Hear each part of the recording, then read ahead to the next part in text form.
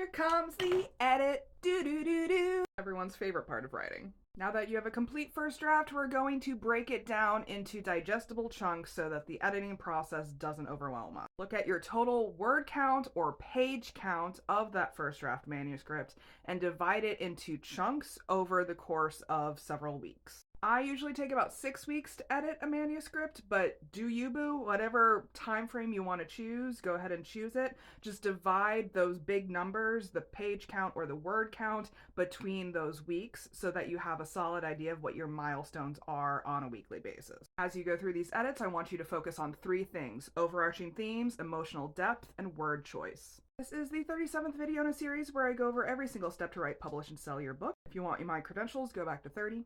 For overarching themes, you're thinking about what is the narrative arc for the main character, as well as what is the emotion that you want to leave your reader with. Make sure that these themes are sprinkled throughout the book. Make sure that you touch on them in the beginning, in the middle, and in the end so that there's growth of the theme over time. For nonfiction, this may look like illustrating an argument with increasing depth or nuance over time. For fiction, this may look like foreshadowing or backstory or breadcrumbs that you leave along the way. For emotional depth, our most important job as creatives, as writers, is to manifest emotion, guide, impart, influence emotion in our readers, in our audiences. This is true no matter what genre you're writing in. One of the questions I always ask myself when I'm editing is, how would it feel to experience the things that are going on in the book?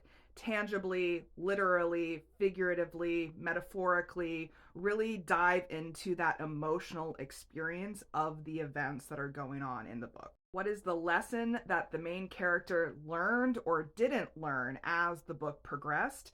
And how did it feel for that character to go along that journey each step of the way? Beginning, middle, and end. Bonus points if you're able to do this for all of the characters in the book. Spend the most time on the main character, right? But then have little micro growth narrative arcs for your other characters as well. For word choice, make sure that the vocabulary in your book matches the branding. Remember, branding both means the genre that you're writing in as well as the audience that you're trying to speak to. If you're writing for kids, if you're writing for executives, academics, engineers, stay-at-home moms, there's going to be a different vocabulary norm for each of those genres and each of those audience groups. For example, in the romance genre, there's a whole swath of readers who will do not finish a book if there is the phrase, "they let out a breath they didn't know they were holding." You get to decide whether you want to appeal to those readers or not. I'll be doing one of these videos every weekday for the next month, so stay tuned. You know where the buttons are.